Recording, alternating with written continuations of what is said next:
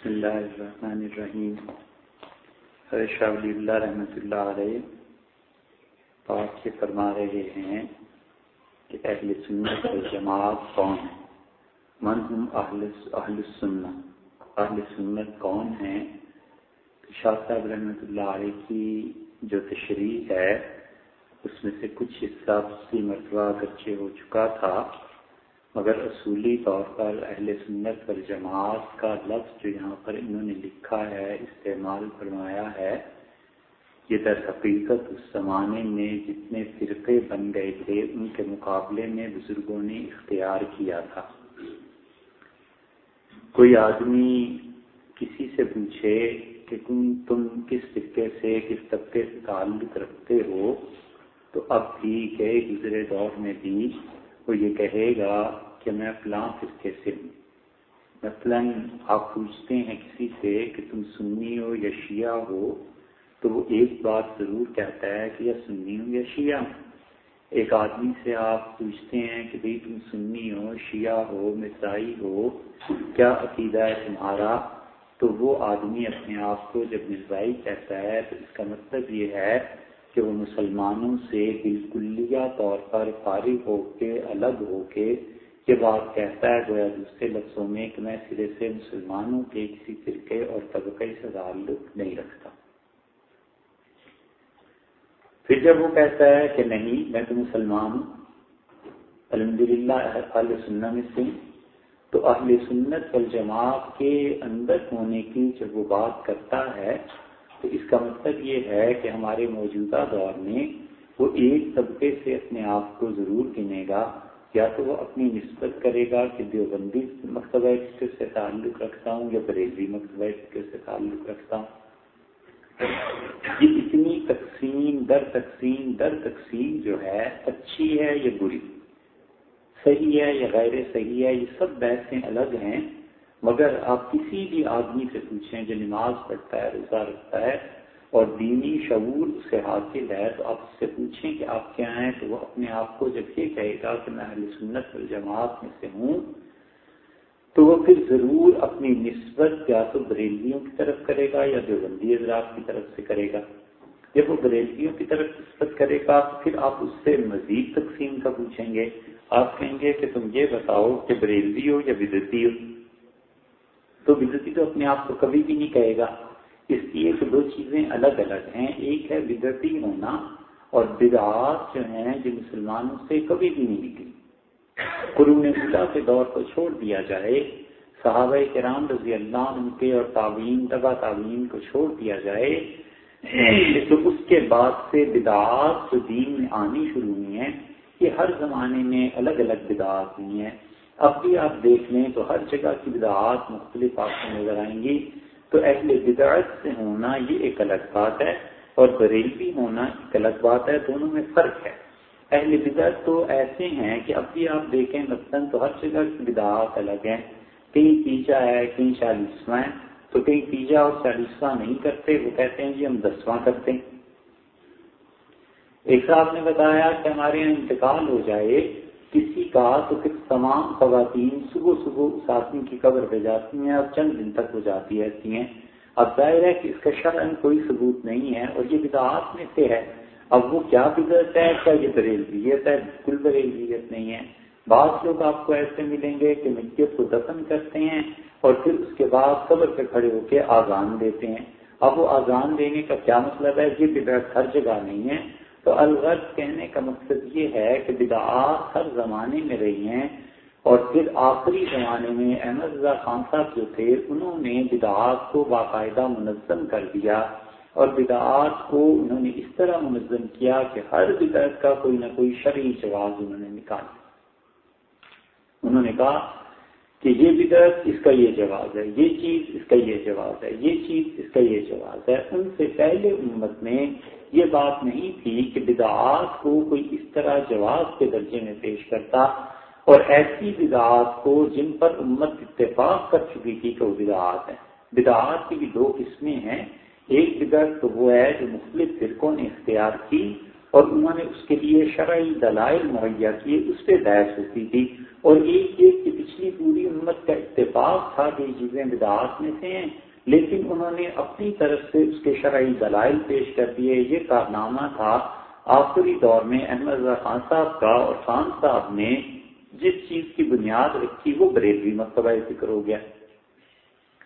اس کے بعد آپ دوسری طرف دیکھ لیجئے، آپ کسی دیوبندی سے پوچھیں، بلکہ یہ بریلوی حضرات میں سے صرف یہی تقسیم نہیں ہے کہ بدعتی ہو یا بریلوی ہو، اور تقسیمیں بھی ملیں گی۔ مثلاً آپ کا تعلق کس خانقاہ سے ہے، کس خانوادے سے تعلق رکھتے ہیں، کون سے پیرزادے ہیں، اب پھر اس میں بھی آگے ملے گا کہ سیال شریف میں یہ ہوتا ہے، فلاں جی کا یہ ہوتا ہے، تونسا شریف میں یہ ہوتا ہے، اور اسی طرح مختلف چیزیں۔ اس کی تفصیل اگر آپ دیکھنی ہو تو مرحوم پیر نصیر الدین صاحب، جن کا ابھی انتقال ہوا ہے، یہ گورڑا شریف میں اس خانوادے میں بڑے پڑھے لکھے آدمی تھے، اور غالباً ہمارا خیال یہ ہے، واللہ عالم، اللہ یہ حقیقت جانتا ہے، لیکن ہمارا خیال یہ ہے کہ اس خاندان میں حضرت میر علی شاہ صاحب رحمۃ اللہ علیہ کے پاس اتنی تعلیم اور اتنا علم اس آدمی میں تھا، اور اسی لیے توقع کی جاتی تھی کہ اگر اللہ تعالیٰ انہیں زندگی دیتا تو اس گدی میں بہت سی بدعات میں کمی واقع ہو جاتی، کیونکہ 3-4 برس پہلے جو انہوں نے تقریر کی اللہ کی توحید پہ،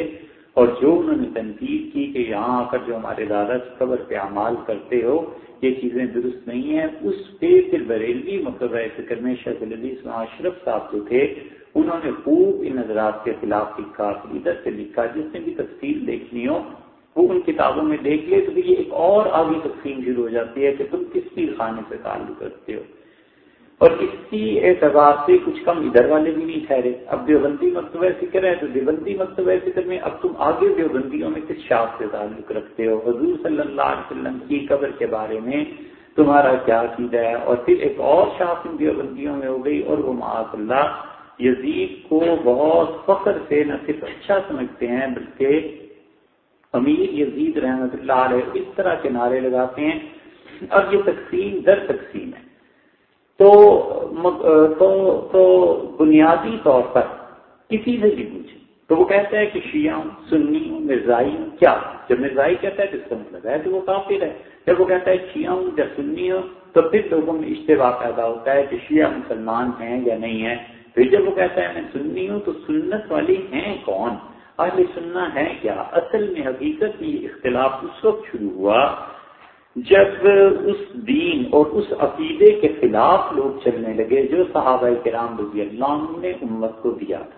حضور صلی اللہ علیہ وسلم نے عقیدہ دیا، اور نبی کریم صلی اللہ علیہ وسلم نے جو کچھ صحابہ کرام رضی اللہ عنہ کو سکھایا تھا وہی عقیدہ تھا جو بعد میں تابعین کو ملا اور تبع تابعین کو ملا۔ یہ صحابہ کرام رضی اللہ عنہ اتنے محتاط تھے اپنے عقائد کے بارے میں کہ حضرت عثمان رضی اللہ عنہ کی جب شہادت ہوئی ہے تو ان کی شہادت کے بعد ان کے کاغذات دیکھے گئے مختلف اغراض پہ، تو اس میں سے ایک کاغذ نکلا، اور البدایہ والنہایہ میں اس کا تذکرہ آتا ہے۔ پھر حضرت عثمان رضی اللہ عنہ نے کہا کہ میں اس بات کا اعتراف کرتا ہوں، اپنا نام لکھ کے تحریر فرمایا کہ میں اس چیز پر قائم ہوں جو رسول اللہ صلی اللہ علیہ وسلم اس دنیا میں چھوڑ کر تشریف لے گئے، اور پھر انہوں نے کہا کہ میرا پورا یقین اور ایمان ہے کہ مرنے کے بعد اللہ کے حضور میں پیش ہونا ہے اور جنت اور جہنم کا حق ہے، اور میں اس دین سے قائم ہوں۔ اس طرح کی عبارت بعینی یہی الفاظ تو نہیں ہے، مگر اسی قسم کی عبارت آپ کو البدایہ والنہایہ میں مل جائے گی جس کا خلاصہ یہ نقل کیا ہے۔ تو اتنی احتیاط تھی۔ آگے علی رضی اللہ عنہ سے دیکھ لیں، ان سے پہلے خلفاء راشدین کو عمومی طور پر صحابہ کرام رضی اللہ عنہ کی کوئی نہ کوئی چیز مل جاتی ہے کہ ان لوگوں کو عقیدے کی کتنی احتیاط تھی، اور وہ سب اپنے آپ کو یہ کہتے تھے کہ ہم اہل سنت والجماعت ہیں۔ اہل سنت کیوں کہا، اہل حدیث کیوں نہیں کہا؟ اس لیے کہ حدیث اور سنت میں فرق ہے۔ حدیث تو وہ ہے جو کوئی بھی چیز ہے، رسول اللہ صلی اللہ علیہ وسلم نے ایک کام کیا پھر بعد میں منسوخ ہو گیا، ایک چیز کی آپ نے اجازت دی، اسی چیز کی اجازت بعد میں ختم کر دی گئی۔ مثلاً آپ نے حکم دیا کہ سارے کتوں کو مار دیا جائے، پھر کچھ عرصے کے بعد رسول اللہ صلی اللہ علیہ وسلم نے فرمایا شکار والے کتوں کو چھوڑ دیا جائے، پھر ارشاد فرمایا کہ اچھا جو کتے کھیتی کی حفاظت کے لیے رکھتے ہیں انہیں چھوڑ دیا جائے۔ تو احکامات بدلتے رہے ہیں، حنفی فقہا کا جو کمال ہے جس کو امام بخاری رحمۃ اللہ نے نقل کیا ہے وہ یہ کہ وہ کہتے ہیں حنفی فقہا کہ رسول اللہ صلی اللہ علیہ وسلم کا آخری عمل کیا تاکہ پتہ چل جائے کہ باقی جو زندگی میں چیزیں تھی وہ کینسل ہوئی ہیں یا نہیں. امام حنیفہ رحمۃ اللہ علیہ کے متعلق موفق نے جو ان کی سوانح تحریر کی ہے اس میں لکھا ہے کہ امام حنیفہ رحمۃ اللہ علیہ سب سے زیادہ کوشش اور محنت اس پہ فرماتے تھے کہ رسول اللہ صلی اللہ علیہ وسلم کا کسی بھی معاملے میں آخری فعل کیا تھا، آخر پہ وفات کس چیز پہ ہوئی تھی. حتیٰ کہ امام صاحب رحمۃ اللہ نے فرمایا میں ڈرتا ہوں اس بات سے کہ میں کسی ایسی حدیث پر فتویٰ دے دوں جس کو اس کے بعد رسول اللہ صلی اللہ علیہ وسلم نے منسوخ کر دیا ان کے کسی عمل یا قول نے، اور ایسے نہ ہو کہ میں اس چیز کا فتویٰ دے دوں کہ لوگ منسوخ حدیث پر عمل کرنے لگیں. یہ احناف میں کمال تھا کہ رسول اللہ صلی اللہ علیہ وسلم زندگی کے آخری دور کو دیکھتے تھے. صحابہ کرام رضی اللہ عنہ کا بھی یہی تھا. امام بخاری رحمۃ اللہ نے بھی یہی نقل کیا ہے کہ آخری فعل رسول اللہ صلی اللہ علیہ وسلم کا کیا تھا. اور امام مالک رحمۃ اللہ علیہ اس سے ملتی جلتی بات کہتے تھے. امام مالک رحمۃ اللہ علیہ کہتے تھے خلافت کے مسئلے میں کہ جب حرمین شریفین مدینہ منورہ اور مکہ مکرمہ کے افراد کسی چیز پر جمع ہو جائیں تو پوری امت کے لیے اس خلافت کی اطاعت ضروری. اور جب رسول اللہ صلی اللہ علیہ وسلم کا انتقال ہوا ہے تو اس وقت مدینہ منورہ کی آبادی تقریباً 1 لاکھ کے قریب تھی، جیسے کہ مورخین نے لکھا ہے. یہ بھی وہی بات آ جاتی ہے کہ اہل مدینہ کا عمل یہ حجت ہے. یعنی امام مالک رحمۃ اللہ علیہ کہتے ہیں اہل مدینہ جو کچھ کرتے اور کہتے ہیں یہ حجت ہے. امام بخاری رحمۃ اللہ علیہ بھی یہی ارشاد فرماتے ہیں. تو ساری باتوں کا خلاصہ یہی نکلتا ہے. اب انہوں نے اپنا نام اہل حدیث نہیں رکھا کیونکہ انہوں نے کہا حدیث کا تو اعتبار اس طرح سے نہیں ہے کہ حکم رسول اللہ صلی اللہ علیہ وسلم دیا پھر وہ منسوخ ہو گیا، کسی کو پتا چلا کسی کو نہیں پتا چلا. تو جب یہ ساری شان پھٹک کر کے ایک بات طے ہو گئی کہ یہ ہے وہ چیز جو حدیث ہے، آخری مرتبہ رسول اللہ صلی اللہ علیہ وسلم یہ کیا ہے، اس کو انہوں نے نام دے دیا سنت. اور انہوں نے کہا ہم اہل سنہ میں سے ہیں. ہم اہل سنہ میں سے ہیں یعنی وہ جو سنت پر عمل کرتے ہیں، حدیث پہ نہیں سنت پر عمل کرتے ہیں. والجماعت اور صحابہ کرام رضی اللہ عنہ کی جماعت تھی. تو شگاف جو پڑا ہے اس میں پھر ان کے مقابلے میں کون آئے؟ ان کے مقابلے میں اہل تشریع آئے. اہل تشریع کے ہاں 2 طرح کی روایات ملتی ہیں. ایک ان کی روایات ہیں جو خبری ہیں اور ایک روایات ہیں جو کلامی ہیں. خبری روایات پر اہل تشریع کے ساتھ جب بھی ان کی کتابوں کا مطالعہ کرنا ہو تو یہ دیکھ لینا چاہیے کہ یہ خبری چیز ہے یا کلامی چیز ہے. ان کے ہاں جو خبری چیزیں ہیں ان کا محققین کے ہاں اعتبار نہیں. ایک تو یہ ہے نا کہ ہم کہتے ہیں کافی میں یہ لکھا ہے، استدثار میں یہ لکھا ہے، ان کی فلاں کتاب میں یہ لکھا ہے. ان کتابوں کا حوالہ دینا عام طور پر ایسے ہی ہے جیسے کہ اہل حدیث حضرات حنفی فقہ کی کتابوں سے وہ مسائل نکالتے ہیں جس پہ کسی نے فتویٰ نہیں دیا. وہ بھی ہمیں یہی کہتے ہیں کہ حنفیوں تمہارے یہاں یہ قول ہے یہ قول ہے یہ قول ہے. ہم کہتے ہیں بھائی اس پہ فتویٰ نہیں ہے. ٹھیک ہے کسی فقیہ کی رائے ہے لیکن اس پہ فتویٰ نہیں.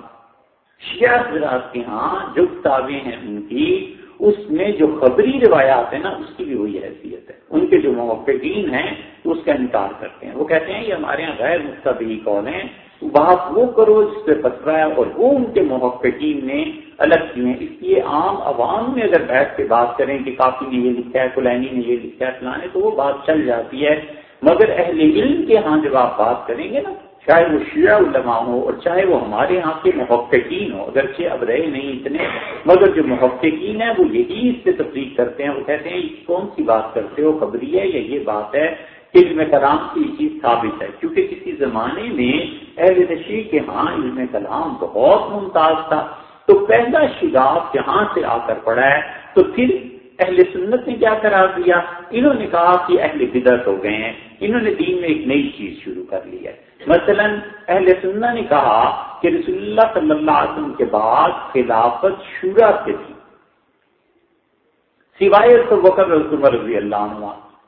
حضرت بکر اور حضرت عمر رضی اللہ عنہ کی جو خلافت تھی امام باقلانی جو اہل سنت میں سے تھے اور حضرت شاہ ولی اللہ رحمۃ اللہ علیہ یہ ان کو منسوس مانتے ہیں. وہ کہتے ہیں کہ نص سے ثابت ہے. اس کا انکار نہیں کیا جا سکتا. یہ دونوں حضرات یہ کہتے ہیں، یہ بھی نہیں، اور اہل سنت میں کئی قائل کو دو ویسے نام دے دیے حوالے میں۔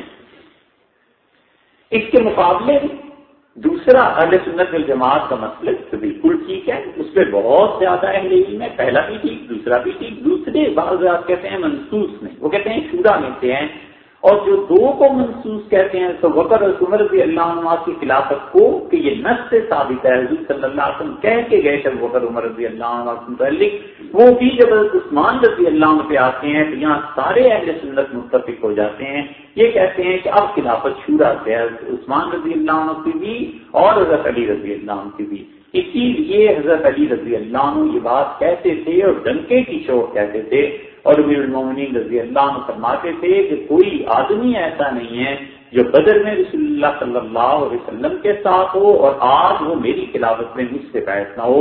تمام بدری اصحاب رضی اللہ عنہ اس بات کے متفق ہیں۔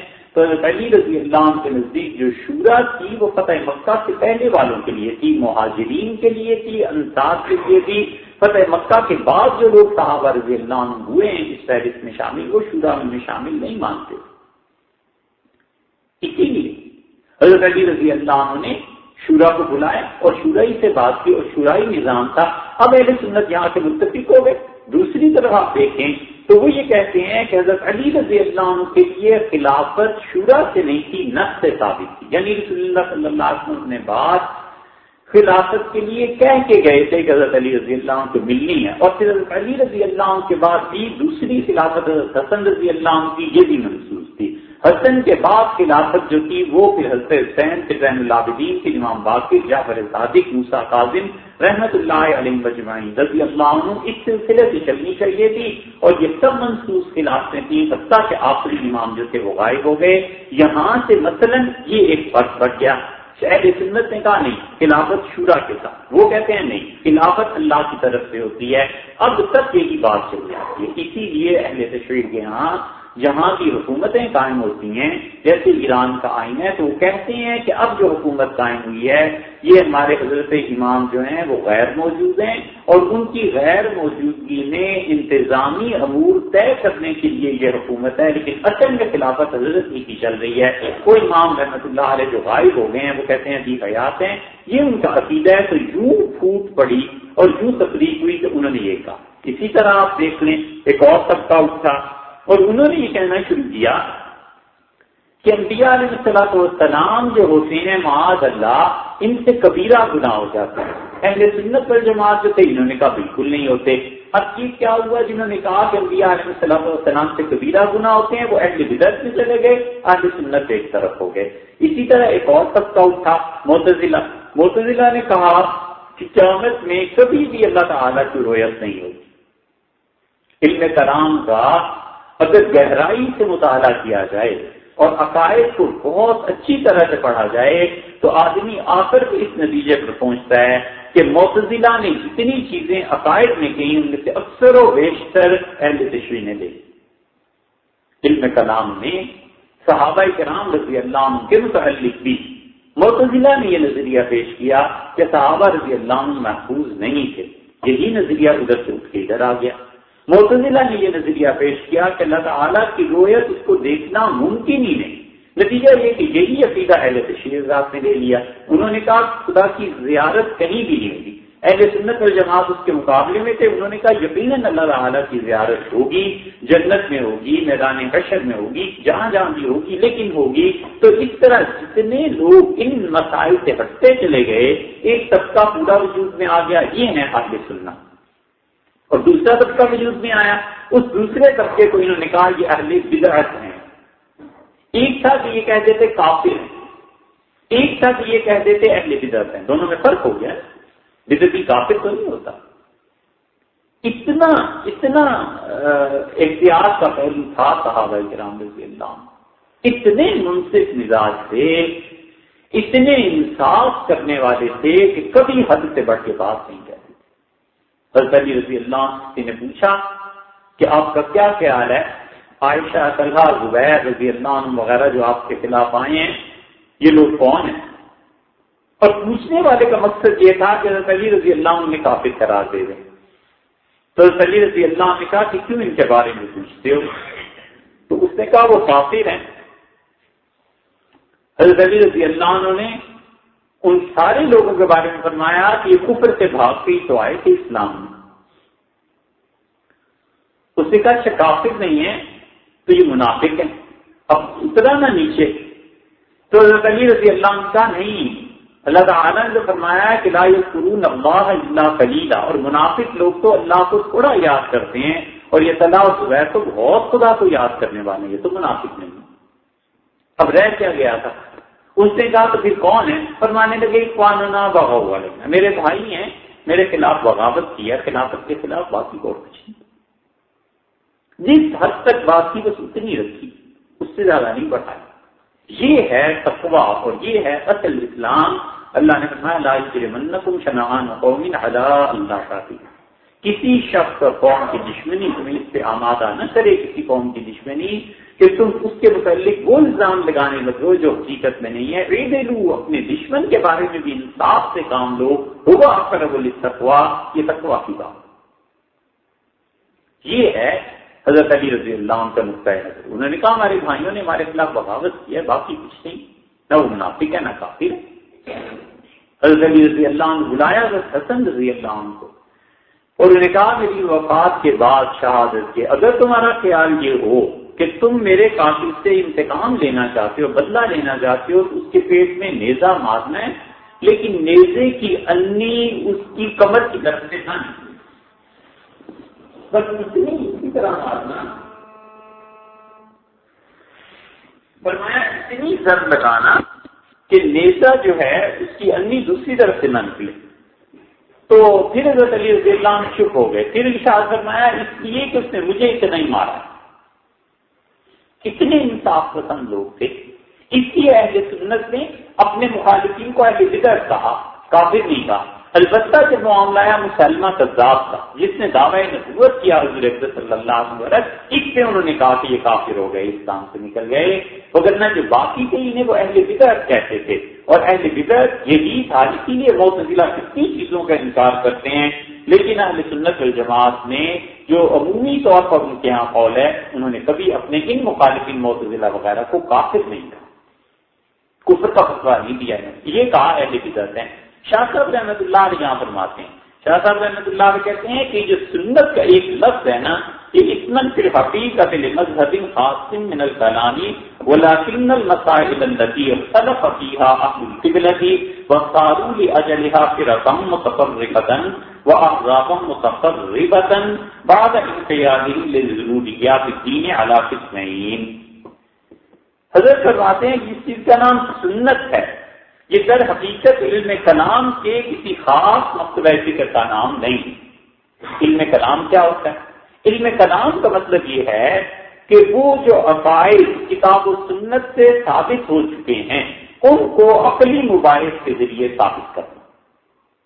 اصل یہ تھا کہ علم کلام وہ عقائد جو ثابت ہو چکے ہیں کتاب و سنت سے، ان کے لیے دلائل فراہم کرنا۔ دلائل دو طرح کے ہو سکتے تھے، دلیل یہ بھی ہو سکتی تھی کہ اللہ تعالیٰ نے یوں کہا ہے، حضور صلی اللہ علیہ وسلم یوں کہا ہے، یہ ایسے ہے ایسے۔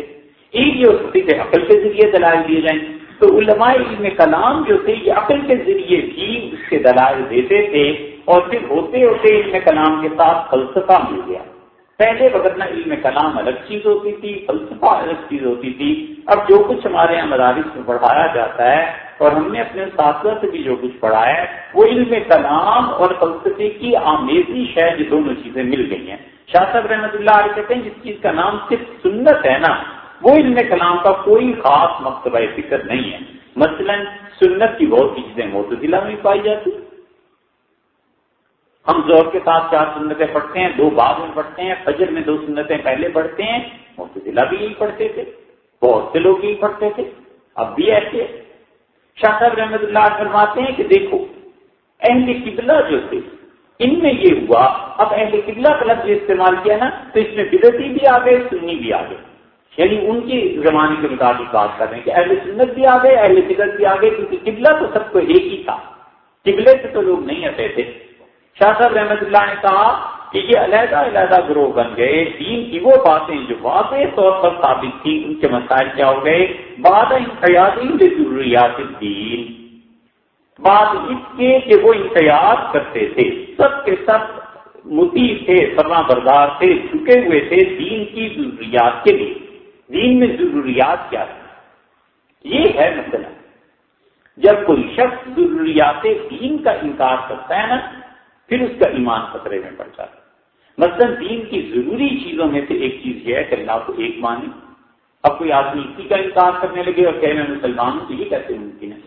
دین کی ضروریات میں سے ہے کہ رسول اکرم صلی اللہ علیہ وسلم کو آخری نبی مانا جائے۔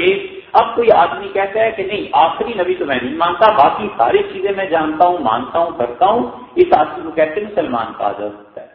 دین کی ضروریات میں سے یہ ہے کہ قرآن کریم کو پورا مانا جائے۔ اب ایک آدمی کہتا ہے کہ نہیں، اس میں سے یہ صورت ایسی تھی، یہ صورت نکال دو، یہ صورت ایسے ہے، یہ چیزیں ٹھیک نہیں ہیں۔ اسی لیے حتیٰ کہ اہل تشریع میں جن کے محققین تھے، اتنا انہیں ضروریات دین کا خیال رہا کہ ان میں سے جس آدمی نے اپنے زمانے میں قرآن کریم کا انکار، مثلا ایک چیز آپ سے کر دیتے ہیں، قرآن کریم کا انکار کیا، ان کے معاصرین شیعہ نے ان کی کتابیں، ان کی تدریس میں لکھا اور انہوں نے کہا اس کا ہمارے ساتھ کوئی تعلق نہیں۔ توسی دو گزرے ہیں اہل تشریع میں محققین، ایک تو محقق توسی تھا جس نے بغداد پہ حملہ کرایا، تجریب لکھی، اسفار عطا وغیرہ کی کتابیں لکھی، کمال کا علم اپنے زمانے کے مطابق سے دیا تھا خدا نے، اور علم کی وجہ سے جو لوگ گمراہ ہوتے ہیں ان میں سے ایک تھا، مگر علم اس کا کمال کا تھا، بہت کچھ اس نے لکھا، اور منصب امامت پر خاص طور سے جو اس نے لکھا ہے وہ تو شاہکار چیزوں میں گنا گیا اپنے وقت میں۔ یہ الگ بات ہے کہ الحمدللہ اہل سنت نے اس کے جو جوابات دیے ہیں تو اس میں وہ اس سے بھی بڑھ گئے، لیکن ایک محقق توسی وہ تھا، ایک اور ان کے یہاں توسی تھا، اس نے جب لکھا کہ قرآن کریم پورا نہیں ہے اور قرآن ناقص ہے، تو یہ ضروریات دین کا انکار ہو رہا تھا نا۔ اس زمانے کے اہل سنت علماء نے تو اس کا رد لکھا ہی لکھا، اہل تشریع نے بھی لکھا۔ انہوں نے کہا کیا غضب کرتے ہو، یہ ضروریات دین کا انکار ہو جائے گا، کیوں کفر میں جاتے ہو، کیوں کافر بنانے لگے ہو میں، یہ نہ کرو، ضروریات دین ہے۔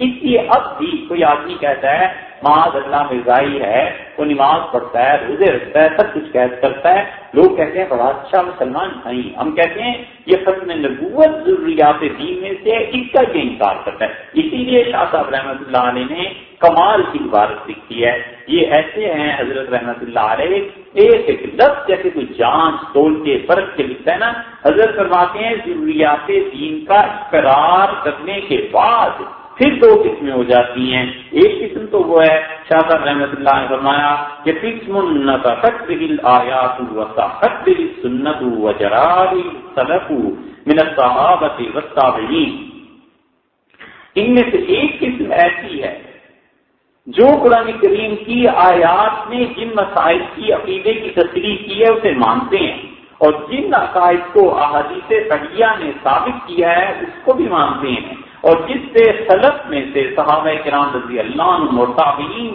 کا جو زمانہ تھا ان نے جن لوگوں نے ان عقائد پر اظہار کیا، انہوں نے حق اور سچ جانا، ان سب کو مانتے ہیں۔ یہ پہلی قسم ہے اہل سنت کی۔ فلما ظہر اعجاب الذی راجم براجہ، پھر ان کے پاس وہ دور آ گیا جب ہر آدمی اپنی رائے پہ مر مٹا، وتشعبت به السبل، اور اس کے ساتھ ساتھ کیا ہوا، پھر طریقے مختلف ہو گئے، راہیں مختلف ہو گئیں، اختار قوم ظاہر الکتاب والسنہ، تو پھر مسلمانوں میں اہل سنت والجماعت میں ایک گروہ ایسا تھا جنہوں نے کتاب و سنت میں جو ظاہری الفاظ سے ان کو پکڑ لیا، وعضوا بنواجذہم، اور اپنی داروں سے پکڑ لیا، علی عقائد السلف، اور اسلاف کے عقیدے پر رکان رہے، ولم یبالوا بموافقت اصول العقلیۃ، انہوں نے کوئی پرواہ نہیں کی کہ جو ہمارا عقیدہ ہے یہ عقل کے مطابق ہے یا نہیں، ولا مخالفتھا لھا، اور انہوں نے کوئی پرواہ نہیں کی کہ عقل اس عقیدے کی مخالف ہے یا نہیں، فإن تکلموا بمعقول فإلزام الخصوم والرد علیہم، اور پھر حال بتا یہ ہوا کہ ان لوگوں سے کسی نے بحث کرنے کی کوشش کی تو انہوں نے باطل عقائد کا رد بھی کیا، اپنی دشمنوں کو جواب بھی دیا، قولی زیادت السمانیت، یا پھر انہوں نے ان صحیح عقائد کو دلائل سے جو ثابت کیا تو اس لیے کہ ان کو اطمینان ہو جائے، لال استفادۃ العقائد منہا، ان کا علم کلام میں بحث کرنا اس وجہ سے نہیں تھا کہ وہ یہ چیزیں ثابت کرنا چاہتے تھے، وہم اہل السنہ، اور یہ تھے حقیقی اہل سنت۔ یہ اتنی طویل عبارت جو حضرت نے لکھی ہے، یہ فکرہ پورا ہوتا ہے۔ شاہ صاحب رحمۃ اللہ نے اب اہل سنت والجماعت کی پہلی قسم کا بیان کیا۔ حضرت فرماتے ہیں کہ پہلی قسم وہ ہے کہ جو کچھ خدا اور رسول صلی اللہ علیہ وسلم نے بتا دیا، اہل سنت نے کہا حضرت ہمیں تسلیم، اللہ تعالیٰ ایک ہے، اس کا کوئی دلیل ہے یا نہیں، عقل مانتی ہے یا نہیں مانتی، بس جب کتاب و سنت میں آ گیا تو ہم نے مان لیا۔ معراج حضور اکرم صلی اللہ علیہ وسلم کو ہوئی، یہ عقل میں آتی ہے بات نہیں آتی، اہل سنت والجماعت کی کہتی بالکل ٹھیک ہے، ہمیں اس سے بحث ہی نہیں عقل میں آتی ہے نہیں آتی۔ قبر کا عذاب اہل سنت والجماعت نے کہا ہم سے مانتے ہیں، یہ ضروریات دین میں سے ہے، اسی لیے عقیدے کی کتابیں جب آپ دیکھتے ہیں تو کتنی جگہ پر علم کلام کے جو ہمارے اہل سنت والجماعت کے حضرات ہیں یہ قبر کے عذاب کے انکار کو کفر قرار دیتے ہیں۔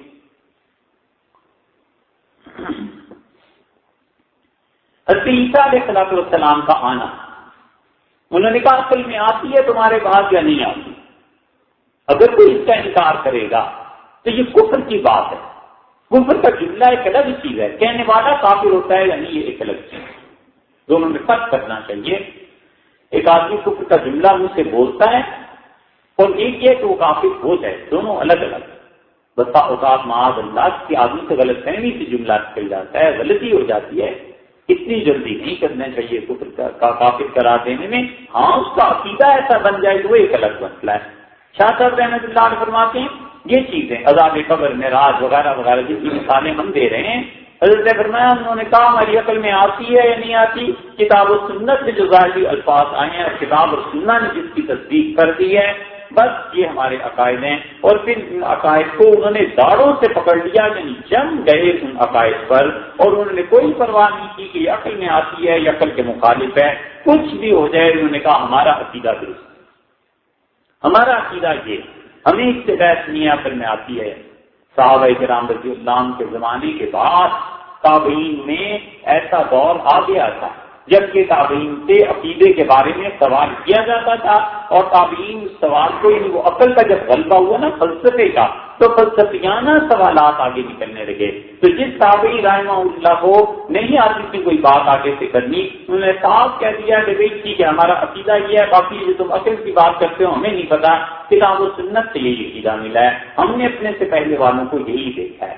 اس لیے انہوں نے عقل سے جواب کی بجائے صاف صاف بات کی کہ ایسی چیزیں ہیں۔ صحابہ رضی اللہ عنہ کے متعلق بھی مل جائے گا، مثلاً ابو داؤد کی روایت میں آتا ہے کہ یہ یزید کی طرف سے غالباً یہ عبید اللہ بن زیاد تھا، یہ حضرت ابو برزہ رضی اللہ عنہ جب آئے ہیں تو اس نے بڑی حقارت سے کہا یہ یزید کے سارے یہ چمچے تھے جن کو اس نے لگا رکھا تھا، یہ صرف یہ یزید ہی نہیں باقی ٹولہ بھی جو تھا ان کے ہاتھ یہی تھے۔ اس نے کہا تو یہ آ گیا ہے تمہارا محمدی، یہ تمہارا محمدی آیا ہے۔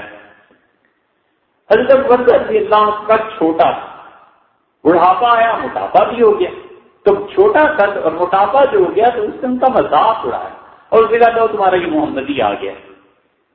تو بڑے حیران ہوئے سن کے، اور انہوں نے کہا وہ وقت ہی آنا تھا کہ محمد صلی اللہ علیہ وسلم سے نسبت کی ذلیل ذلت اور آر کی چیز کہلائے گی، یہ وقت ہی ہم نے دیکھنا تھا کہ حضور اکبر صلی اللہ علیہ وسلم سے نسبت اس میں بھی کسی کو شرمندہ کیا جائے گا کہ لوگ تمہارا محمدی آ گئے۔ اسی لیے اس پہ محدثین نے اور خاص طور پر موصلی رحمت صاحب سہارنپوری رحمت اللہ علیہ لکھا ہے کہ اس جملے سے حضور اکبر صلی اللہ علیہ وسلم کا مذاق اڑایا جانا پایا جاتا ہے۔ یہ دیوبندیت ہے، جو اصل میں دیوبندی کہلاتے تھے وہ ایسے ہی تھے۔ اب کسی کو پیش کرو، کسی کو بتاؤ کہ تمہارے بزرگوں نے یہ لکھا ہے، وہ کہتے ہیں نہیں نہیں اس مسئلے میں ان حضرات سے غلطی ہو گئی تھی۔ اچھا بھائی، ایک کہتا ہے اس مسئلے میں غلطی ہو گئی تھی، دوسرا کہتا ہے باقی سب ٹھیک ہے، 3 طلاق کے مسئلے میں غلطی ہو گئی تھی، تیسرا کہتا ہے نہیں نہیں یہ دونوں ٹھیک ہیں، وہ اصل میں عذاب قبر کے مسئلے میں غلطی ہوئی تھی۔ کیونکہ ایک ایک مسئلہ کر کے سارے چھوڑتے چلے جاؤ اور پھر رہو بھی ساتھ اہل سنت والجماعت، یہ پتہ نہیں کس چیز کا نام، یہ ان کا حال تھا۔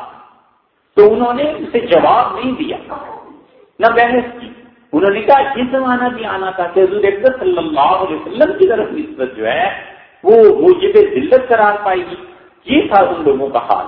اچھا پھر ہوا کیا آہستہ آہستہ ادھر سے بھی جو نئی نسلیں آئیں نا انہوں نے عقل کے ذریعے ثابت کرنا شروع کیا. جب فلسفہ ادھر سے آیا انہوں نے بھی فلسفہ پڑھا, انہوں نے بھی علم کلام کو رائج کیا.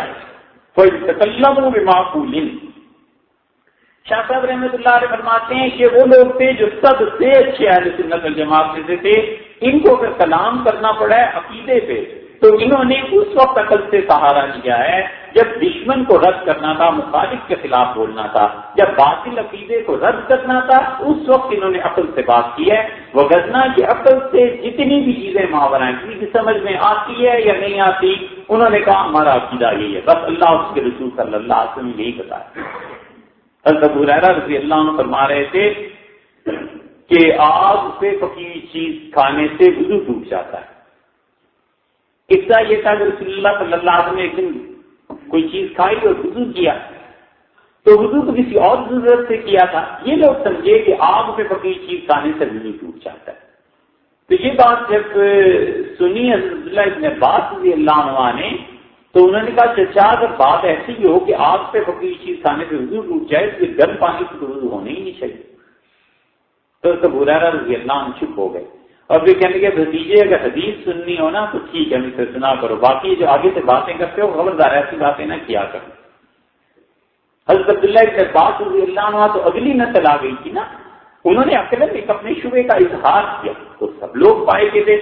شاہ صاحب رحمۃ اللہ علیہ فرماتے ہیں اہل سنت والجماعت, انہوں نے کہا بات عقل میں آتی ہے یا نہیں آتی, کتاب و سنت میں یہ عقیدہ ہے کچھ کر کے مانو.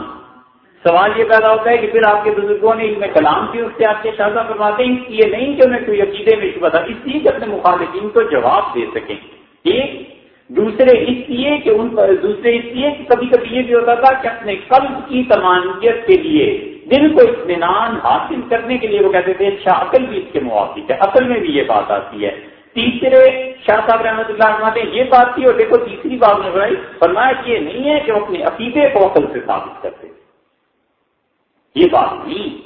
عقلی دلائل کو اس لیے نہیں دیتے تھے کہ انہیں اپنے عقیدے میں شبہ تھا, اس لیے دیتے تھے کہ کہتے تھے دشمن کو جواب دینا ہے, اس لیے دیتے تھے کہ اپنے آپ کو زیادہ اطمینان دلانا ہے, اس لیے نہیں ہے کہ انہیں اپنے عقیدے میں شبہ تھا. وَهُمْ أَهْلُ السُّنَّةِ. شاہ صاحب رحمۃ اللہ فرماتے ہیں یہ ہے اہل سنت والجماعت, اور اہل سنت والجماعت کے سارے عقائد اللہ تعالیٰ کی ذات, صفات, عرش کے متعلق عقیدہ, اس کی ذاتی صفات, علم, کلام, سمع, بصر, قدرت, ارادہ, تقویم, یہ ساری کی ساری اللہ تعالیٰ کی 8 صفات جتنی ہیں اس کی ذاتی صفات, کوئی ایک چیز بھی ایسی نہیں ہے جس میں جھول.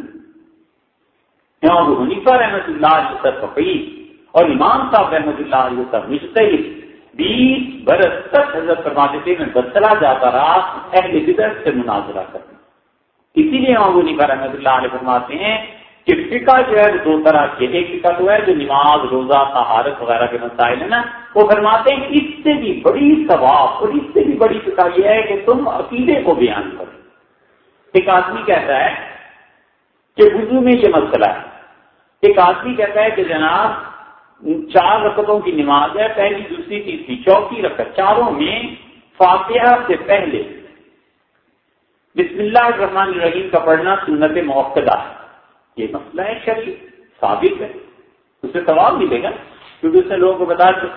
اس کے مقابلے میں ایک آدمی کہتا ہے کہ ہمارا عقیدہ یہ ہے کہ اللہ تعالیٰ کی صفات تمانیہ 8 صفات ان کا ہر مسلمان کے لیے ماننا ضروری ہے. کہتا ہے علم, کلام, سمع, بصر, ارادہ, قدرت, تقویم, کلام, یہ اللہ کی 8 صفات ہیں, ان کا ماننا ہر ایک کے لیے ضروری ہے. اب جب قیامت میں تلیں گے نا یہ دونوں مسئلے, بسم اللہ والا اور یہ صفات والا, یہ صفات والے مسئلے پہ امام ابو حنیفہ رحمۃ اللہ علیہ کا زیادہ ثواب ملے گا, اس لیے کہ عقیدہ اعمال سے بڑی چیز ہے. عقیدے کی بنیاد کفر اور اسلام پہ جا کر ختم ہوتی ہے یا شروع ہوتی ہے, اور اعمال جو ہیں ان میں تو کفر اسلام نہیں ہے نا, تو بسم اللہ نہیں پڑھتا تو کون سا کافر ہو گیا, البتہ سنت موقدہ کا تعارف ہوگا.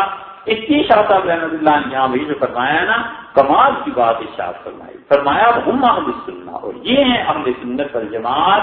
یہاں ابو حنیفہ رحمۃ اللہ علیہ اسی لیے عقیدے کی مباحث میں جاتے رہے اور عقیدے کی بحث کرتے رہے. یہ تو ان کے بعد تو پھر ایسا دور آیا کہ حماد بن ابو سلیمان رحمۃ اللہ علیہ تھے, اور حماد تابعین میں تھے, اور پھر امام صاحب رحمۃ اللہ علیہ جا کے مل گئے حماد رحمۃ اللہ علیہ سے، ان کے حلقے میں بیٹھنے لگے، اور پھر حماد رحمۃ اللہ علیہ کے انتقال کے بعد امام ابو حنیفہ رحمۃ اللہ علیہ اس گدی پہ آئے ہیں۔ امام صاحب رحمۃ اللہ علیہ کے انتقال کے بعد ابو یوسف محمد رحمہ اللہ یہ سارے کے سارے آگے چلے گئے ہیں۔ شاہ صاحب رحمۃ اللہ علیہ نے اہل سنت والجماعت جو ضروریات دین کے قائل تھے ان کی قسم بیان کی پہلے۔ دوسری قسم شاہ صاحب رحمۃ اللہ فرماتے ہیں وَذَهَبَ قَوْمٌ إِلَى التَّعْوِيلِ وَالصَّرْفِ عَنِ الظَّاهِرِ حَيْثُ خَالَفَتِ الْأُصُولَ الْعَقْلِيَّةَ بِزَعْمِهِمْ فَتَكَلَّمُوا بِالْمَعْقُولِ لِتَحَقُّقِ الْأَمْرِ وَتَبَيُّنِهُ عَلَى مَا هُوَ عَلَيْهِ۔ ایک ضروریات دین کے ماننے والی دوسری اہل سنت والجماعت کا فرقہ گروہ یا جماعت ایسی تھی جنہوں نے ظاہری الفاظ کے تعبیر انہوں نے کی، اور انہوں نے عقل میں جو اصول آئے تھے بزامی ان کی عقل کے مطابق جو تھے، انہوں نے کہا کہ یہ جو اصول ہیں عقلی ان سے یہ شریعت ٹکراتی ہے، اور پھر انہوں نے کیا کیا کہ معقولات کی بات کرنا شروع کی اور انہوں نے کہا حقیقت جانو ان چیزوں کی، اور جس عقیدے کو رکھتے ہو اس کو واضح ہونا چاہیے۔ فمن ھذا القسم، اور پھر یہی قسم جو تھی سوال القبر، قبر کے سوال کے متعلق، وزن الاعمال، اور اعمال کے وزن کے متعلق، والمرور علی الصراط، اور پل صراط سے گزرنے کے متعلق، والرؤیت، اور اللہ تعالیٰ کی زیارت کے متعلق، وکرامات الاولیاء، اور اولیاء اللہ کی کرامات کے متعلق، فہذا کلہ ظہر بہ الکتاب والسنہ، اگرچہ یہ سارے عقیدے کتاب و سنت سے ثابت ہوتے ہیں، وجرا علیہ السلف، اور امت میں یہی عقیدہ اصحاب کرام رحمہم اللہ کا رہا ہے، ولکن ذاق لذاق المعقول عنها بزعم قوم فانکروها او اولها۔ شاہ صاحب رحمۃ اللہ فرماتے ہیں پھر دوسرا طبقہ ہے، کہتے یہ بھی اپنے آپ کو اہل سنت میں سے تھے۔ یہ لفظ اتنا زبردست ہے کہ بڑے بڑے لوگوں کی ہمت نہیں ہوئی کہ وہ اہل سنت اور جماعت میں سے اپنے آپ کو خارج کراتے تھے۔ یہ تو بعد میں آیا ہے، وگرنہ ہر کوئی اپنے آپ کو اہل سنت نہیں شامل کرتا تھا، اہل بدعت ہونے کا الزام وہ لگوانا نہیں چاہتے تھے۔ یہ زمخشری ہے، اور زمخشری پائے کا مفسر ہے، اور اس کی خاص طور پہ جو صرف و نحو میں قرآن کریم کے اعجاز ہے اور قرآن کریم کی جو باتیں ہیں، محقق راضی امام فخر الدین راضی رحمۃ اللہ علیہ اور بڑے بڑے مفسرین اب تک کوئی آدمی سے ہٹ نہیں سکتا۔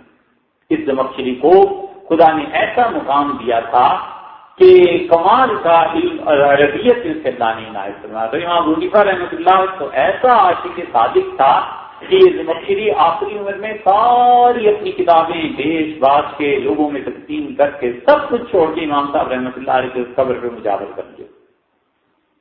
امام صاحب رحمۃ اللہ علیہ کا اتنا یہ قائل تھا، اور ہوتا یہی ہے اصول میں امام صاحب رحمۃ اللہ کی باتیں مانتے ہیں کئی ہے اور کئی ایک نہیں بھی مانتے، اور اس کا یہ حال تھا کہ جب حج ہوتا تھا نا، لوگ گزرتے تھے، سارے طواف کرتے تھے، بیت اللہ کے دروازے کھلوا کے کھڑا ہو جاتا تھا، بیت اللہ کی دروازے کی چوکھٹیں دونوں سائڈ پکڑ کے، اور کہتا تھا کہ میں زمخشری ہوں اور میں معتزلی ہوں، اور تم میں سے کوئی ہے جو میرے مقابلے میں آئے اور مجھ سے بحث کر سکے۔ اتنا اسے علم کا زوم ہے کہ ایک جگہ لکھتا ہے کہ اہل سنت والجماعت یہ گدھے، انہیں کیا پتا ہے، مطلب کہیے کہ انہیں کیا پتا قرآن کی تفسیر کیا ہوتی ہے۔ یہ ایسے شدید الفاظ اس نے لکھے ہیں، لیکن حقیقت میں وہ کہتا تھا کہ سنت ہمارے پاس ہے، ہم اصحاب التوحید ہیں، اللہ کی توحید ہمارے ہی پاس ہے۔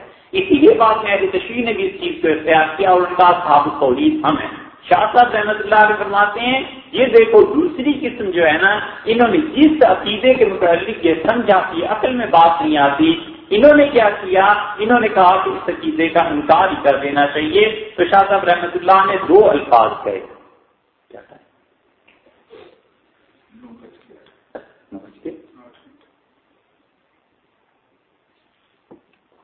شاہ صاحب رحمۃ اللہ نے فرمایا کہ انہوں نے کیا کیا، جو چیز ان کی عقل میں نہیں آئی، انہوں نے کہا کہ اچھا یا تو اس کی انکر ہوا او اول ہوا، انہوں نے یا تو انکار کر دیا او اول ہوا، یا اس کی تعبیر کر دی۔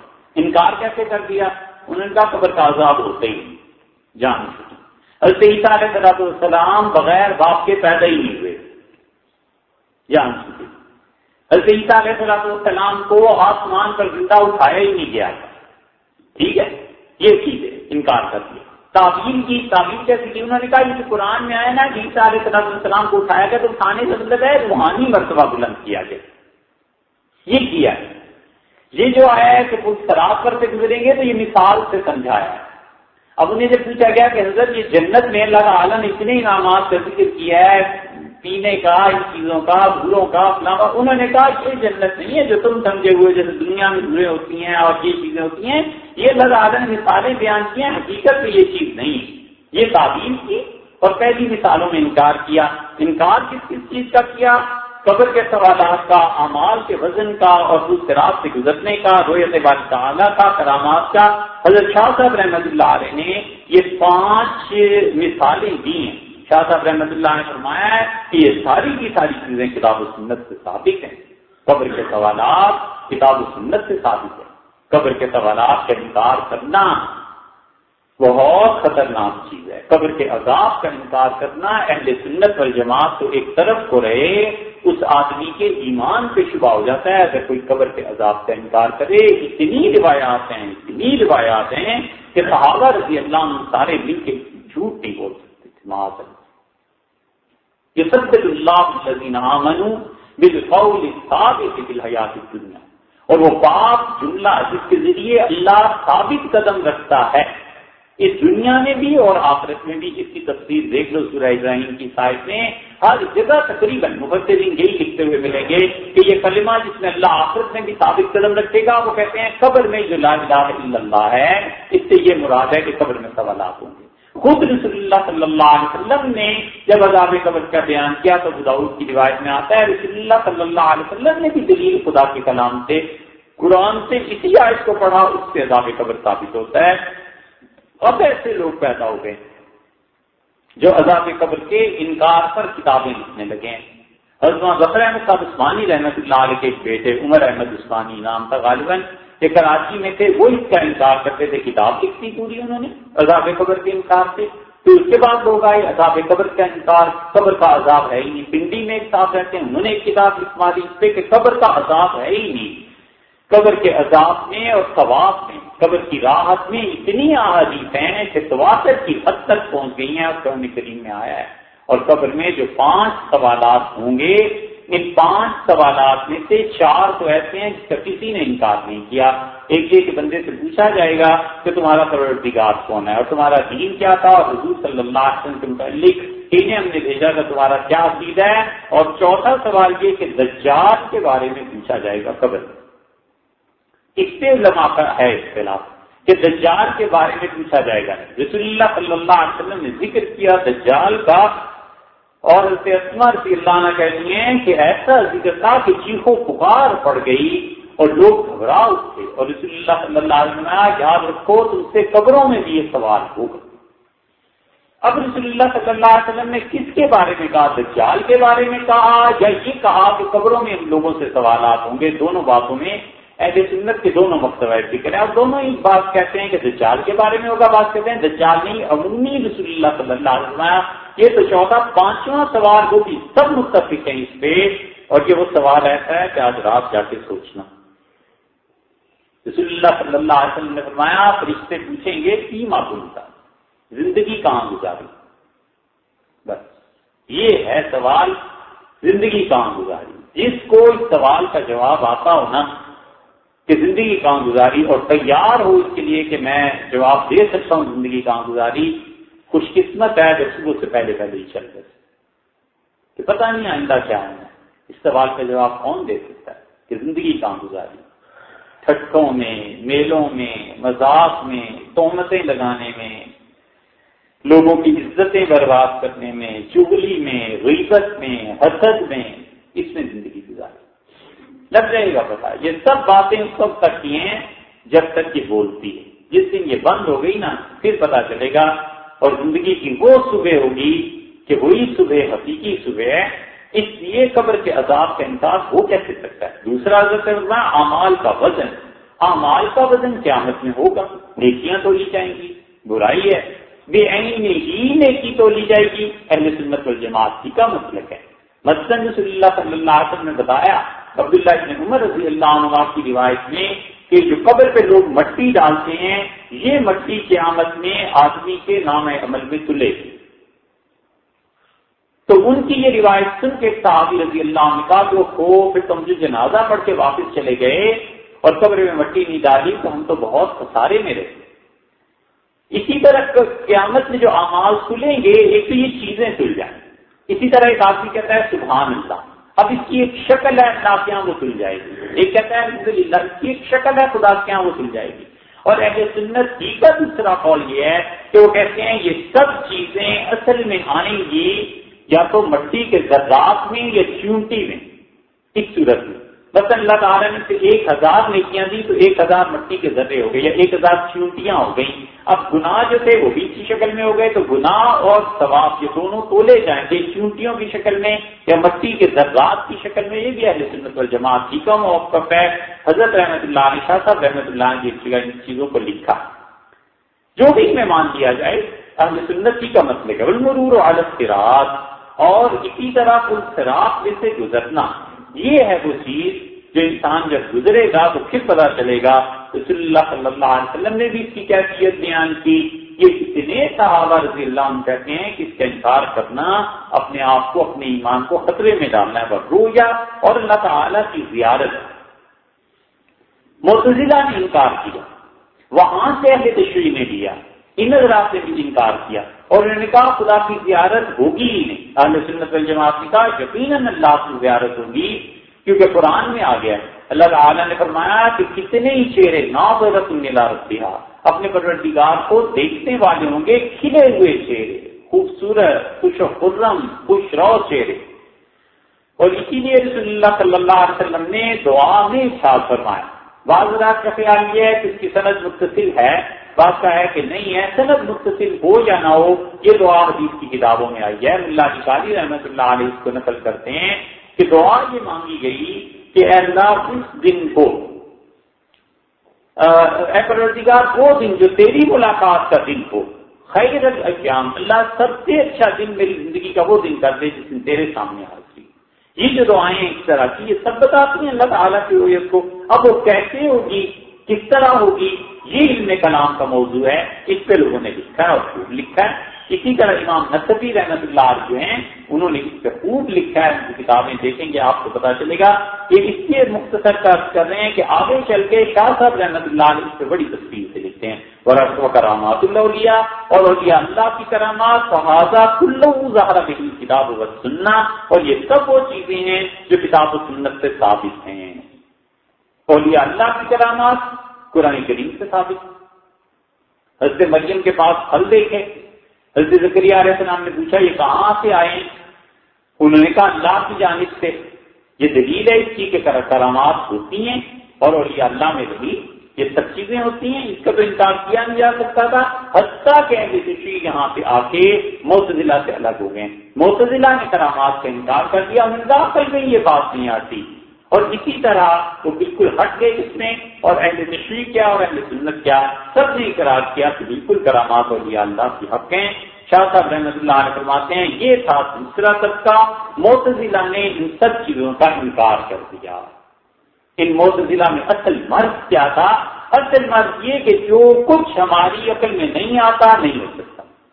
اور اہل سنت والجماعت اس کے مقابلے میں کہا اور صرف یہ دیکھو کہ رسول اللہ صلی اللہ علیہ وسلم نے کہا ہے یا نہیں کہا.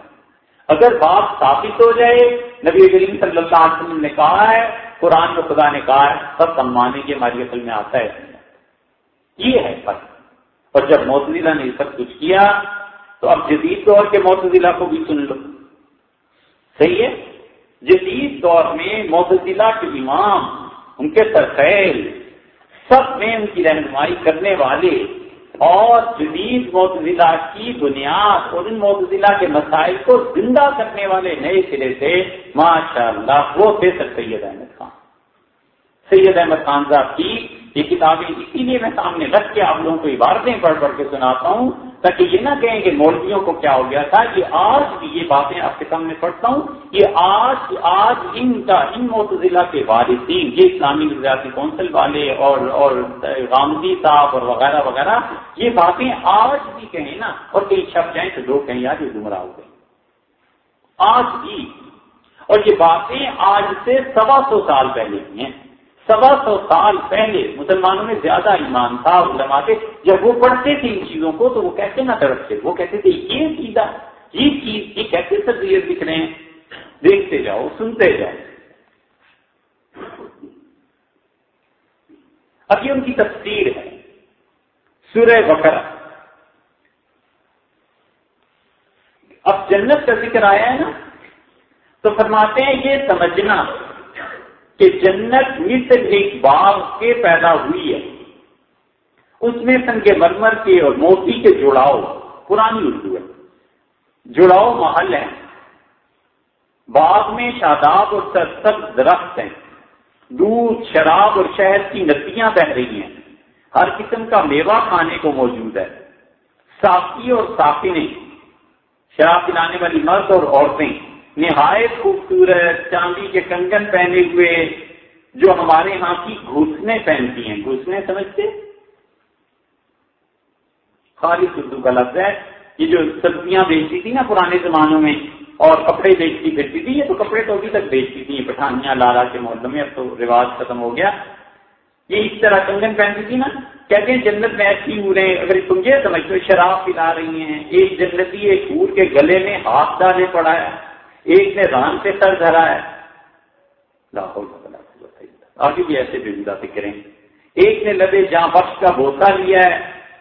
آگے چھوڑو. اگر بہشت یہی ہے کہتے ہیں اگر تم یہ سمجھتے اور جنت یہی ہے تو بلا مبالغہ ہمارے خرابات اس سے 1000 درجہ دیتا ہے. دلی میں جو فاحشہ عورتوں کی جگہ تھی یہ 1000 درجہ اس جنت سے بہتر ہے. اگر تم سمجھتے ہو جنت یہ ہے اور اس میں یہ نعمتیں ملیں گی یہ کچھ نہیں ہے. پھر کیا ہے جنت کو آگے انہوں نے تشریح کیا ہے کہ یہ بس ایسی باتیں ہیں. یہ طریقہ آگے سارا پڑھ لینا. یہ دیکھ لو بیان تفسیر القرآن ہے تفسیر احمد خان صاحب کی اور اس کی پہلی جلد کے صفحہ 44 سے انہوں نے یہ لکھا ہے جنت کے متعلق. یہ باتیں اب بھی کوئی لکھ سکتا ہے. یہ اس زمانے میں اہل علم جب پڑھتے تھے اس زمانے میں مصیبت یہ کہ مسلمان اتفاق سے پڑھا بھی کرتے تھے. حرام نہیں تھا نا پڑھنا ان پہ تو اتفاق سے پڑھا بھی کرتے تھے. وہ جب یہ چیزیں پڑھتے تھے تو وہ کہتے تھے اسے کیا ہو کیا. آگے دیکھو دوسرا مقام آیا ہے نا قرآن میں کفون خاصین بندر بن جاؤ. اور اللہ نے یہودیوں کو بندر بنا دیا تھا. فرماتے ہیں اس کی تفسیر میں بھی ہمارے علماء مفسرین نے عجیب و غریب باتیں بیان کی اور لکھا ہے کہ وہ لوگ سچ مچ صورت اور شکل اور حقیقت میں بھی بندر ہو گئے تھے. بعضوں کا قول یہ ہے کہ وہ سب تیسرے دن مر گئے. بعض کہتے ہیں کہ یہ بندر جو اب درختوں پر چڑھتے ہیں اور ایک ٹہنی سے دوسری ٹہنی پر اچھلتے پھرتے ہیں انہی بندروں کی نسل میں سے. مگر یہ تمام باتیں لغو اور خرافات ہیں. یہ کیا ہے؟ یہ ہے معجزات کا انکار کہ معجزہ نہ ماننا پڑے. کوئی صورت ایسی نہیں چھوڑی کہ قرآن کریم میں جہاں بھی معجزات آئے ہیں نا ان معجزات کا کسی طرح سے سید صاحب نے انکار کرنا ہے. سید احمد خان نے معجزہ نہ ماننا پڑے. اس کے بندروں سے بھی انکار جنت سے بھی اور وکالت کس کی کرنی ہے. اب حضرت علیہ السلام کی قوم پہ عذاب آیا سب جانتے ہیں کہ کیوں آیا. وہ کہتے ہیں اس کی وہ وجہ نہیں ہے جو تم سمجھے ہو. وجہ اور ہے وہ نہیں. وہ وجہ ہے کہ یہ وجہ ہے آخر جن کو خدا نے عذاب دیا آپ اس کی وکالت کی ضرورت کیا پڑی. محلے میں تھانے دار آتا ہے ایک آدمی کو پکڑ کے لے جاتا ہے.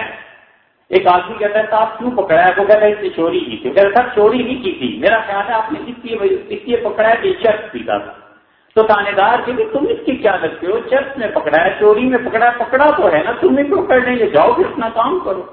اس سے کیا بحث ہے کہ حضرت علیہ السلام کی قوم نے جو بھی کام کیے تھے وہ نہیں کیے اور اور کام تھا اس چیز سے. چلو جی جس وجہ سے بھی عذاب تھا. یہاں لکھتے ہیں اس میں سورہ ہود کی تفسیر میں فرماتے ہیں غزے کی اس میں کوئی شبہ نہیں ہے کہ جہاں سلوم اور عمورہ وغیرہ شہر آباد تھے وہاں آتشی پہاڑ تھے. ہم تو کہتے ہیں نا آسمان سے پتھر برسے. اب دیکھو یہ وہ انکار کر دیا وہاں پر یہ تعبیر کر دی.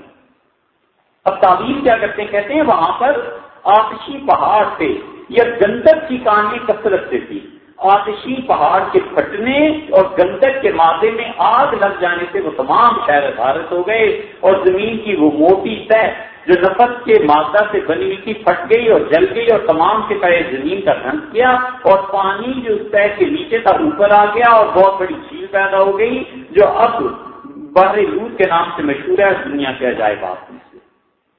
ہم کہتے ہیں اللہ نے عذاب بھیجا، وہ کہتے ہیں نہیں، وہاں گندک کے پہاڑ تھے، ان میں آگ لگ گئی تھی، پھٹ گئے تھے اور زمین سے پانی نکل آیا تھا۔ یہ ہے معجزات کا انکار کرنا، کسی طرح جان چھڑائیں اس سے بھی کسی معجزے کو ماننا پڑ جائے۔ حضرت عیسیٰ علیہ السلام، ہم سب کا یہ رہا نا عقیدہ کہ وہ بغیر باپ کے پیدا ہوئے، بڑی لمبی بحث کے بعد کہتے ہیں ان تمام سندوں سے ثابت ہے۔ اب سند کس کی تورات نہیں آیا ہے، فلاں جگہ یہ آیا گیا۔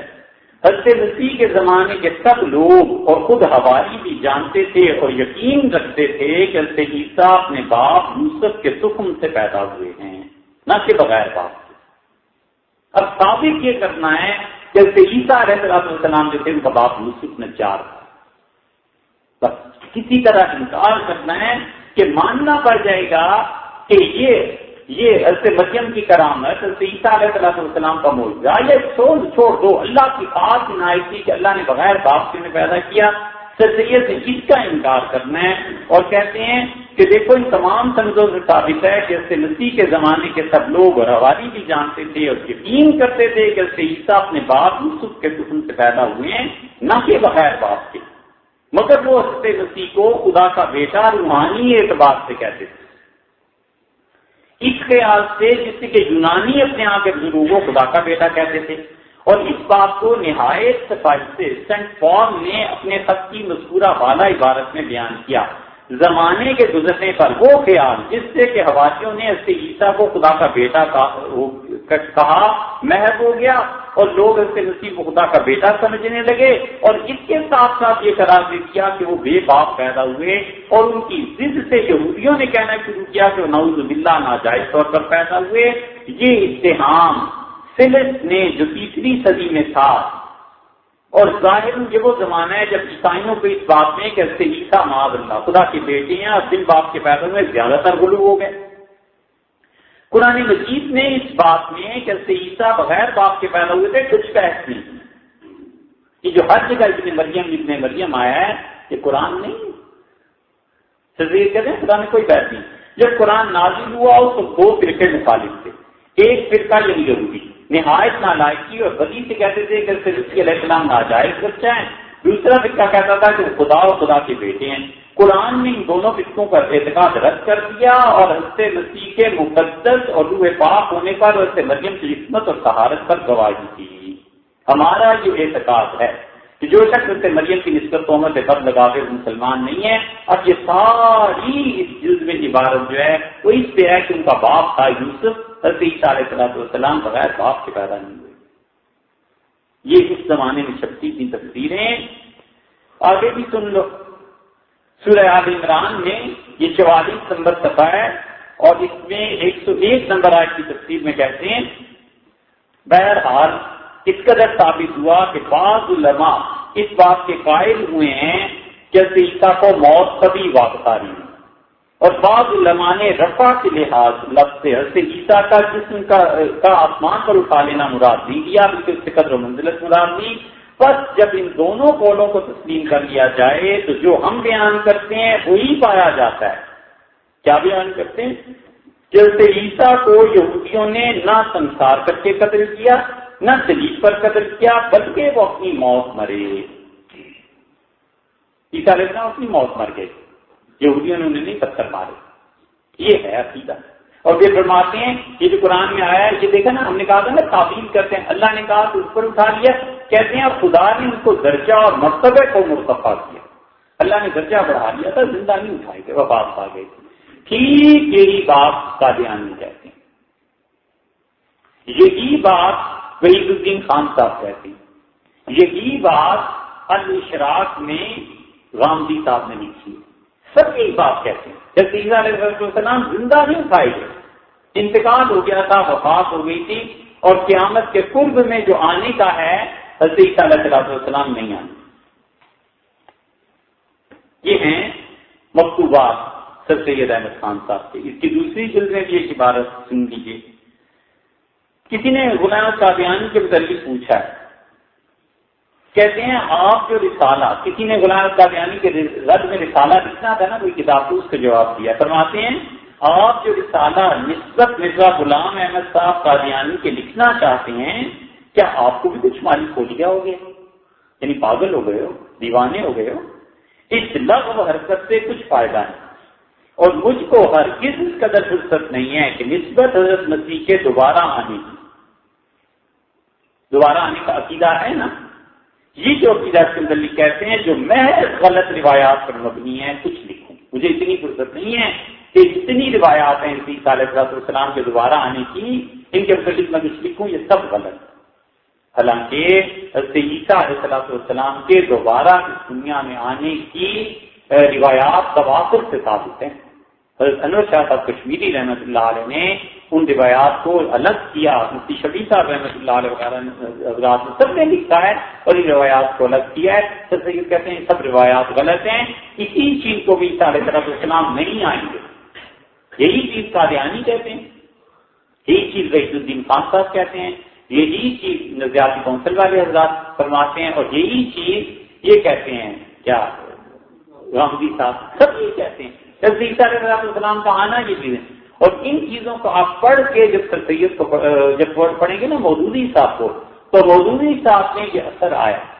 خدا نہ کرے ہمیں کسی سے کوئی انتقام نہیں، کچھ نہیں، کسی سے کوئی بات نہیں، لیکن جب بات عقیدے کی آتی ہے صحیح عقیدے کی، تو جو ہم کہتے ہیں ہمیں اللہ کو جواب دینا ہے. بھائی ایسے ہی نہیں ہے، خدا ہم سے بھی پوچھے گا کہ تم کیا کہتے رہے ہو. مودودی صاحب سر سید کے ساتھ ان کی رشتے داری تھی. سر سید احمد خان علی گڑھ کے تھے، ان کی رشتے داری تھی، والدہ کی طرف سے، دادی کی طرف سے. مولانا نے اپنے متعلق خود بھی ارشاد فرمایا ہے. مولانا تحریر فرماتے ہیں اس کو مولانا کی عبارات اگر آپ پڑھیں عیسیٰ علیہ السلام کے متعلق اور سر سید کو پڑھیں تو یہ ایک دوسرے کا عکس معلوم ہوتی. سب سے پہلے ان لوگوں نے شروع کیا، معتزلہ کے امام تھے، انہوں نے اعتزال کو زندہ کیا، اور پھر غلام احمد قادیانی، اس کو کون نہیں جانتا تھا، 1880 کے بعد 82-83 میں غلام احمد قادیانی کی کتابوں میں کفر کے جملے آنے لگے. 1890-92 میں تو بالکل وہ کھل گیا تھا. اپنے متعلق نبوت کا لفظ لکھتا تھا نا، پھر کوئی کہتا تھا کہ حضور والا آپ نے نبوت کا لفظ لکھا ہے، تو کہتا تھا یہ تمہاری سمجھ میں نہیں آتا، اسے مٹا دو، یہ نہیں یہ لفظ کر دینا، یہ نہیں یہ کہہ دینا. لیکن نبوت کا رنگ دینا تھا 1890 کے بعد تو بالکل کھل گیا تھا. سب کافی اسے کہنے لگے تھے. سر سید احمد خان صاحب کیا لکھتے ہیں، سید عبد الغنی جو تھے یہ سید میر حسن کے چھوٹے بھائی تھے. سید میر حسن جو تھے نا یہ تھے آدمی کمال. اقبال نے ان سے پڑھا اور بڑا علم اللہ نے دیا تھا. ان کے چھوٹے بھائی نے خط لکھا کہ غلام احمد قادیانی کیا ہے، اس کے جواب میں لکھتے ہیں، فرماتے ہیں حضرت مرزا صاحب کی نسبت زیادہ تک کو کاوش کرنی بے فائدہ ہے. ایک بزرگ زاہد نیک بخت آدمی ہے. دوسری طرف سب کے آنے والے خاص طور پہ یہ تو کفر کا فتویٰ اس وقت لگا چکے تھے. فرماتے ہیں غلام احمد قادیانی بزرگ زاہد نیک بخت آدمی ہے، جو کچھ خیالات ان کو ہو گئے ہوں. بہت سے نیک آدمی ہیں جن کو اس قسم کے خیالات پیدا ہو چکے ہیں. معاذ اللہ یہ کون سا ایسا نیک آدمی امت میں گزرا ہے جس کو نبوت کا خیال پیدا ہو گیا. ہم کو ان سے نہ کچھ فائدہ ہے نہ کچھ نقصان، مگر ان کی عزت، ان کا ادب کرنا، یہ سب ان کی بزرگی اور نیکی کے لیے لازم ہے. وہ کفر کے دعوے کرتا رہے، نبوت کی باتیں کرتا رہے، اور پھر اس کی عزت بھی کرنا لازم ہے، ادب کرنا بھی لازم ہے. اور بس یہ انہوں نے اس کے متعلق لکھا ہے. یہ الہ آباد 14 نومبر 1892 کا خط ہے، اور مکتوبات کی پہلی جلد کے صفحہ نمبر 319 پہ اور 58 نمبر کا ہے. یہ جب چیزیں سر سید لکھتے تھے تو سوچو اس وقت علماء پہ کیا گزرتی ہوگی. یہ اب بھی نہیں لکھ سکتا تھا. اب بھی کوئی لکھے نا کہ یہ بندر نہیں بنے تھے اور ایسے حضرت عیسیٰ علیہ السلام کا کوئی باپ بھی تھا اور قرآن نے لکھا ہے، اب بھی کوئی لکھے تو لوگ کہیں گے یہ گمراہ. تو ہمارے بزرگوں نے کیا ظلم کیا تھا بھائی؟ انہوں نے کیا کیا تھا جو اس پہ فتویٰ لگایا یہ تو ہمارے اکابر کا حوصلہ اور درد تھا اور احتیاط کی تو انہوں نے کافر نہیں تھا. ان کا چھوڑو اس بات کو، انہوں نے لکھا کہ یہ سیدھے کفر، یہ نہیں کافر ہو سید کافر ہو گئے. باقی جو کچھ خان صاحب نے کیا ہے مرزا خان صاحب وغیرہ نے، انہوں نے جتنی بات نہیں چمکا یہ سب کافر، اور ان کو کافر نہ ماننے والا بھی کافر. تو اسی قسم کی باتیں تھی نا. یہ ہیں اب دور حاضر کے امام. مسئلہ یہ تھا کہ علماء کو، مولویوں کو یہ کہتے تھے کہ جی مولوی تو ہر وقت پیچھے پڑے رہتے ہیں. اب دور ایسا نہیں آ گیا کہ صرف الزام کی بات سن لی جائے، اب الزام کا جواب دینے والے بھی آ گئے. ابھی باتیں بھی سامنے لا کے رکھتے ہیں کہ حضرت آپ نے سر سید کو کتنا پڑھا ہے؟ ہم نے تو پڑھا ہے، ہم نے تو 50,000 صفحے سر سید چھوڑے ہیں، آپ نے کتنا پڑھا ہے جو آپ سر سید کی وکالت کر رہے ہیں؟ اس پہ بھی ادھر ادھر کی باتیں کرنے لگتے ہیں. ہم کہتے ہیں پڑھ کے تو آؤ اپنی گھر سے، پھر بات کرو. یہ تھی چیزیں. اسی لیے سہارنپور کے علماء نے خط لکھا سید کو اور کہا کہ آپ ان عقیدوں سے باز آ جائیں، یہ عقیدے مسلمانوں کے عقیدے نہیں. حضرت قاسم نانوتوی رحمۃ اللہ علیہ نے خط و کتابت جو ہوئی ہے تزکیۃ العقائد کے نام سے یہ سب چیزیں پڑھنے کی ہیں. یہ جدید معتزلی تھے. شاہ صاحب رحمۃ اللہ علیہ فرماتے ہیں دیکھو دو گروہ گئے، وقال قوم منہم، اور ان میں سے گروہ نے یہ کہا آمنا بذالک وان لم ندر حقیقتہ ولم یشهد له المعقول عندنا. اہل سنت والجماعت کا ایک طبقہ انہوں نے کہا کہ جو کچھ کتاب و سنت میں صحیح عقیدہ آیا ہے ہم اس کو بالکل مانتے ہیں، چاہے ہماری عقل میں آئے یا نہ. قبر کا عذاب ہے، ہم اس کو مانتے ہیں. دیکھو بھائی، جتنی چیزیں آخرت کی ہیں ان کو معقولات سے ثابت کرنا ہر ایک کے لیے ممکن نہیں اور ہر ایک کی سمجھ میں بھی نہیں آ سکتا. قبر کا عذاب ہے، آخرت ہے، لوگ کہاں جمع ہوں گے، اربوں افراد ہوں گے، زمین کو کھینچ کے برابر کر دیا جائے گا. یہ سب چیزیں جو ہے نا عقل سے بہت آگے کی چیزیں، عقل میں ثابت نہیں ہو سکتی. آئنسٹائن کی تھیوری کا کون انکار کر سکتا ہے؟ لیکن ایک بچہ یا میں جا کے کہوں گے آئنسٹائن کی تھیوری میں جو سمجھاؤ تو کہیں گے بھائی صاحب پہلے کچھ پڑھنا پڑتا ہے پھر جا کر یہ تھیوری سمجھ میں آتی ہے. ایسی ہی نہیں آسانی. بالکل اسی طرح انبیاء علیہ السلام کے حواس ہم سے اوپر کے درجے کے ہوتے ہیں. وہ جو کچھ دیکھتے ہیں بتاتے ہیں، اور جو کچھ ہم ان کے کہے سے ایمان لاتے ہیں، ہم سن کے ایمان لاتے ہیں اور وہ دیکھتے ہیں اس چیز کو. ہماری سماعت ہے اور ان کا مشاہدہ ہے. تو سننے والا اور آنکھوں سے دیکھنے والا دونوں میں بڑا فرق ہے. ہم نے سن کے ان کے بات کو مانا ہے اور وہ دیکھتے ہیں اور مانتے ہیں. شاہ صاحب رحمۃ اللہ علیہ فرماتے ہیں کہ دیکھو ایک طبقہ وہ ہے، دوسرا طبقہ بنا نقول. اب ہے شاہ صاحب رحمۃ اللہ علیہ کی بات. شاہ صاحب رحمۃ اللہ علیہ کبھی کبھی ایسا جملہ لکھتے ہیں جو امام حنیفہ رحمۃ اللہ علیہ کہتے تھے. امام حنیفہ رحمۃ اللہ علیہ کہتے تھے اگر کوئی چیز کتاب و سنت سے ثابت ہو جائے اگر رات والے ہماری سرانکوں سے، اور فرماتے تھے فیضا جان صحابہ اور صحابہ رضی اللہ عنہ کا جو کوئی فتویٰ آتا ہے قادر رات والے ہماری سرانکوں سے، اور فرماتے فیضا جان تابعین، اور جب تابعین سے آتا ہے تو ہم رجال ولا رجال، تو مرد وہ ہیں تو ہم بھی مرد ہی. مطلب کہ پھر کیا ہے، پھر تو ہم برابر جمتا گئے. شاہ صاحب رحمۃ اللہ علیہ کبھی کبھی ایسا جملہ لکھتے ہیں تو شاہ صاحب رحمۃ اللہ سے حق بنتا تھا جس کے بیٹوں کو اللہ نے اتنی قابلیت دیو کہ کبھی اگر موقع ملے تو گولی سینہ کا قصیدہ پڑھو جو اس نے مادے پہ لکھا ہے، اور گولی سینہ کے اس قصیدے کے رد میں شرف الدین صاحب شاہ ولی اللہ کے بیٹے تھے رحمۃ اللہ علیہ، انہوں نے رسالہ لکھا ہے. تو احساس ہوتا ہے کہ گولی سینہ پیچھے رہ گئے. ہم پہلے تو ایسے ہی سمجھتے تھے کہ اپنا گمان تھا جب پڑھا. تو ان کی عربیت گولی سینہ نے جو عربی لکھی ہے، خیالات تو بہت بڑی چیز ہے اور بات کی بات ہے. اور شرف الدین صاحب رحمۃ اللہ نے جو شاعری کا جواب شاعری میں ہی دیا، تو ہم نے حضرت سے معاویہ علی ندوی رحمۃ اللہ سے میں نے کہا حضرت دونوں قصیدے جناب والا کی نظر سے گزرے ہیں. تو حضرت مسکراتے رہے اور فرمایا وہاں جب طالب علمی کا زمانہ تھا اور ندوہ میں تفسیر پڑھاتے تھے تو یہ باتیں تو اس زمانے کی، آپ کیا پوچھنا چاہتے ہیں؟ میں نے کہا حضرت دونوں میں سے عربیت کس کی بہتر ہے؟ تو انصاف کی بات یہ ہے کہ شرف الدین صاحب رحمۃ اللہ علیہ بازی دیتے. حقیقت تھی شرف الدین صاحب رحمۃ اللہ علیہ گولی سینہ نہیں پہنچ سکتا وہاں. یہ تو بیٹوں کا حال تھا. شاہ صاحب رحمۃ اللہ علیہ اثر والد تھے. شاہ ولی اللہ رحمۃ اللہ نے یہ جو کہا ہے نا کہ ہم ان سب چیزوں پر ایمان لاتے ہیں جو کتاب و سنت میں آئی ہیں. عقیدہ، قبر کا عذاب، اعمال کا تلنا، بلسرات سے گزرنا، خدا کی رویت، اولیاء اللہ کی کرامات، شاہ ولی اللہ رحمۃ اللہ علیہ ہم سب پر ایمان لاتے ہیں. اور کمال کی بات یہ ہے فرماتے ہیں شاہد المعقول عندنا، اور ہمارے نزدیک تو عقل سے بھی یہ باتیں ثابت ہیں. اب شاہ صاحب رحمۃ اللہ علیہ جو کہا ہے نا، اس کا مطلب یہ ہے کہ اعتراض تھا کہ تم یہ کتاب لکھ کیوں رہے ہو، تمہیں فائدہ کیا لکھنے کے. شاہ صاحب رحمۃ اللہ یہاں پہنچ کے جواب دیا. شاہ صاحب نے فرمایا میں اس لیے لکھ رہا ہوں کہ جو عالم غیب کے حقائق صرف سن کر تم ایمان لائے ہو، میں اس کی عقل سے بھی ثابت کر کے تمہیں دکھاتا ہوں کہ عقل بھی یہی کہتی ہے کہ انبیاء علیہ الصلوۃ والسلام جو کچھ لے کر آئے تھے وہ کمال کی چیز تھی. اس لیے شاہ صاحب رحمۃ اللہ علیہ نے آگے جو باتیں کی ہیں نا وہ کمال کی باتیں ہیں، اور عالم غیب کے حقائق کو شاہ صاحب رحمۃ اللہ علیہ عقلیات سے ثابت کرتے ہیں. یہ اس اعتراض کا جواب تھا جو بحث چلی آ رہی تھی.